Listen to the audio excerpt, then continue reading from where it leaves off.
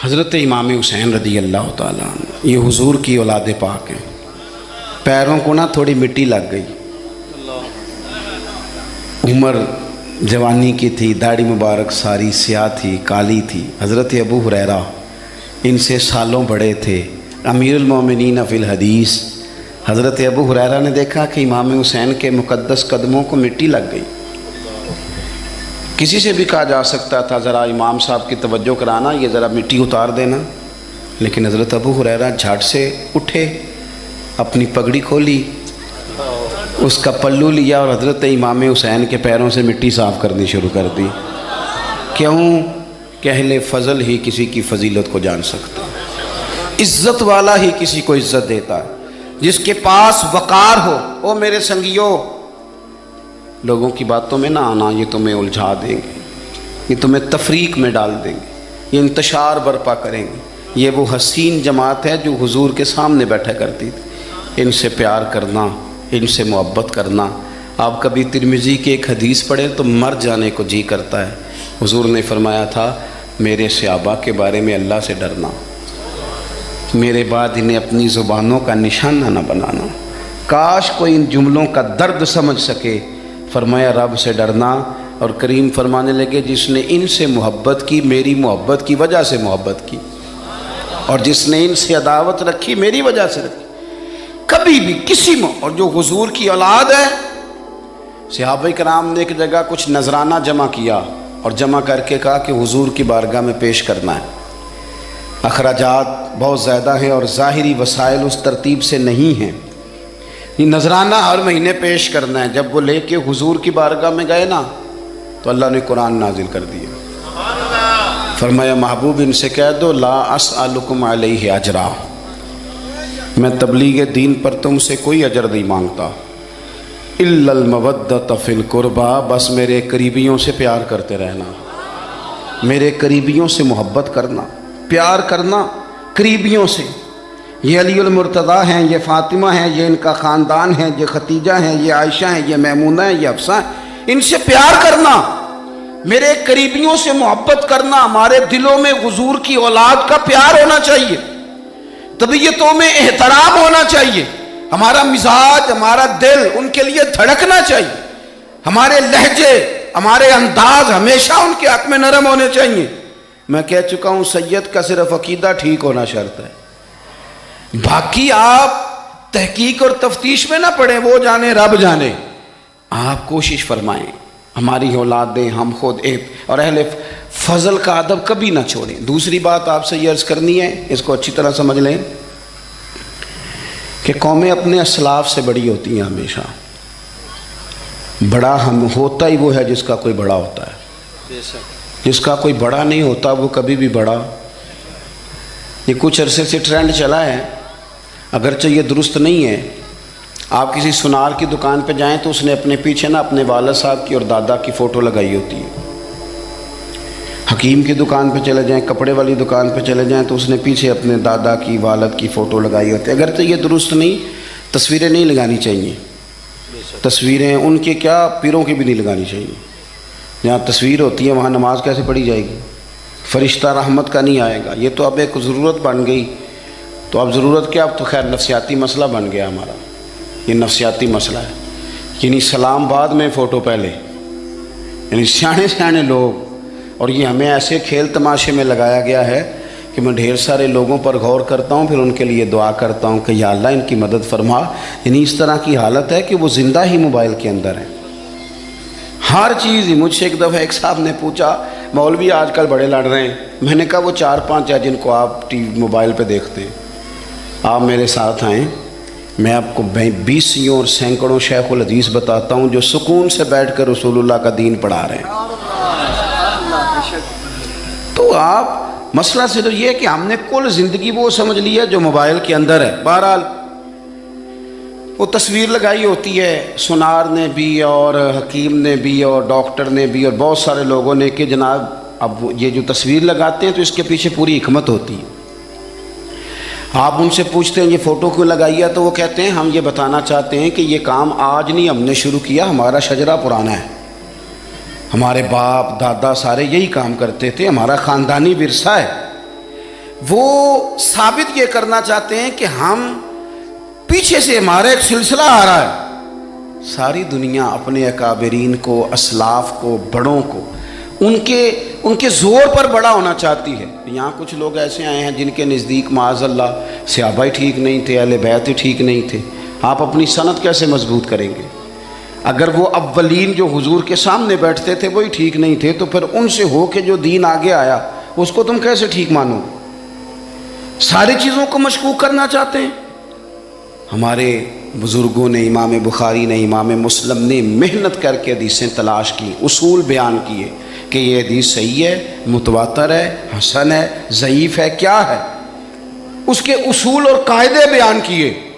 اور جب انہوں نے خود پوری تحقیق کی، تھوڑی سی آپ مشکل بات نہیں کر رہا، تھوڑی سی آپ غور کریں گے، انہوں نے سینکڑوں میل کا سفر کیا، گھوڑوں پہ، پیدل، اونٹوں پہ، ریسرچ کر کے بتایا کہ یہ حدیث بالکل درست ہے، اپنی سند کے اعتبار سے، متن کے اعتبار سے یہ متواتر درجے کی ہے. انہوں نے پوری ریسرچ کی. پھر غور کریں کیا کہہ رہا ہوں، جب پوری تحقیق کر لی تھی تو پھر انہیں کہنا چاہیے تھا نا یہ نبی پاک نے فرمایا ہے، کہنا چاہیے تھا نا کہ یہ حضور نے فرمایا، ہماری تحقیق ہے، حدیث درست ہے.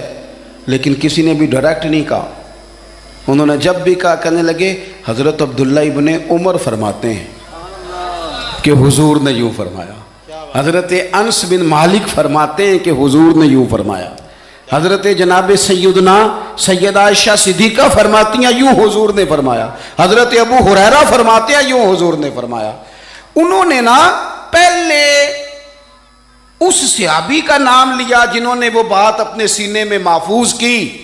کیا بتایا انہوں نے ہمیں کہ ہم دنیا گھوم آئے ہیں، ریسرچ کر آئے ہیں، تلاش و بسیار کے بعد اس نتیجے پہ پہنچے ہیں کہ دین کا اصل فیض وہی ہے جو صحابہ اور اہل بیت کے سینوں سے ہو کے امت کو نصیب ہوا ہے. اصل فیضان وہ ہے جو وہاں سے ہو کے آیا.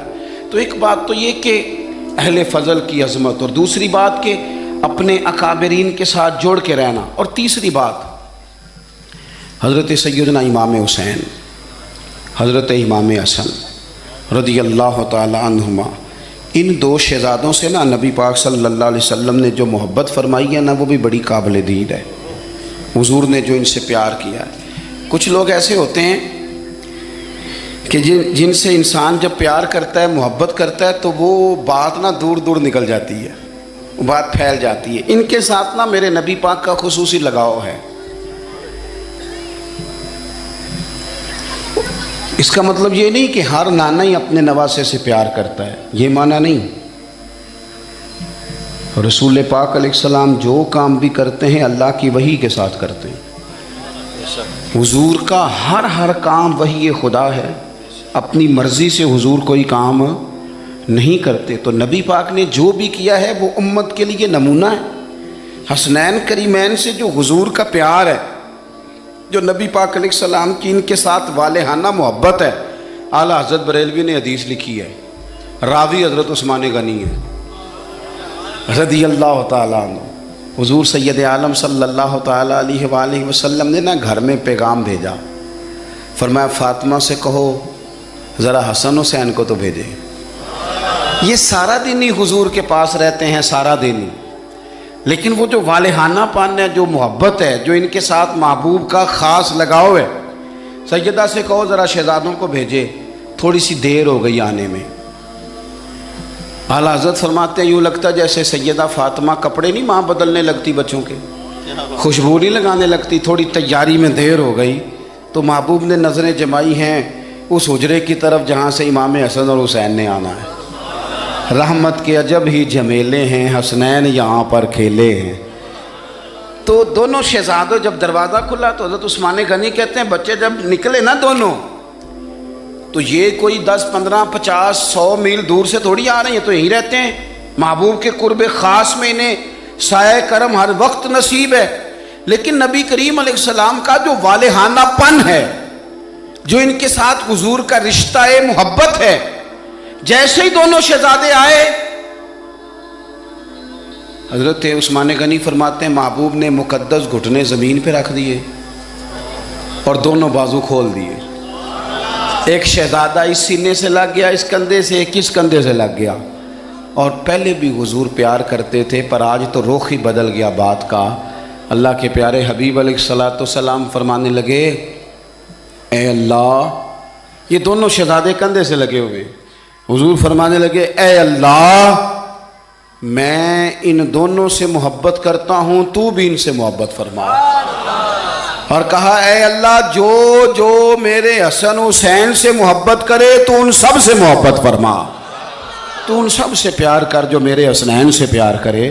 اللہ کے پیارے محبوب علیہ السلام کی محبت جب حضور کو، بھئی جس چیز کی طرف محبوب نے ایک دفعہ دیکھا ہے نا، وہ غار ثور میں حضور ایک دفعہ گئے ہیں، 3 دن قیام کیا، ایک دفعہ گئے، تو ہمارا تو کئی بار جانے کو دل کرتا ہے۔ جہاں حضور تھوڑی دیر قیام فرمائیں اس جگہ سے پیار ہو جاتا ہے، اور جن شہزادوں سے حضور اس والہانہ انداز میں پیار کریں، ان کی محبت، ان کا پیار ہمارے دلوں میں ہونا چاہیے، اور کچھ نہ ہمارے جذبات ہونے چاہیے، کچھ ہمارے جذبات میں والہانہ پن ہونا چاہیے ان شہزادوں کے لیے۔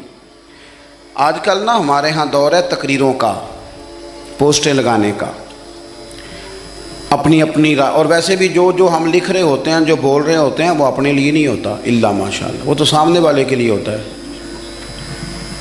وہ تو حضرت مجدد الفسانی رحمۃ اللہ علیہ کے حالات پہ ایک سیرت نگار نے لکھا ہے کہ آپ نے ایک شخص کو نا اپنے سلسلہ نقشبندیہ میں اجازت دی کہ اب آپ بھی آگے اللہ اللہ بتائیں، تربیت کریں، یہی طریقہ ہوتا تھا، تو ان کو خلافت دے دی، اب وہ سلسلہ طریقت میں آگے اشاعت سلسلہ کا کام کریں گے۔ کچھ عرصے کے بعد وہ خلیفہ صاحب نے حضرت شیخ کو خط لکھا تو کہنے لگے، حضور آپ نے فقیر کو اجازت دی تھی، اب میں تقریر بھی کرتا ہوں، تدریس بھی کرتا ہوں، تصنیف بھی کرتا ہوں۔ تو حضرت فرمانے لگے، آپ بہت اچھے کام کر رہے ہیں، رب آپ کو برکت دے، پر یہ سارا کچھ تو آپ لوگوں کی اصلاح کے لیے کر رہے ہیں، کچھ اپنے لیے بھی کرتے ہیں، رات کو تہجد میں اٹھ جاتے ہیں، کچھ اللہ کے حضور رونا نصیب ہو جاتا ہے، کچھ آپ کو درود و سلام کی کیفیات نصیب ہوتی ہیں، یہ تو جو کچھ ہے الحمدللہ بہت اچھا ہے، قابل تعریف ہے، پر یہ تو آپ خدمت دین کا کام کر رہے ہیں نا لوگوں کی، آپ اپنے لیے کیا کر رہے ہیں؟ یہ بھی تو مقام غور ہے۔ بہت ساری چیزیں آج ایسی ہیں جو تقریروں میں، تحریروں میں، لیکن ہمارے پرانے بزرگ جو تھے ان کا رنگ اور تھا، ان کا انداز والہانہ تھا، والہانہ۔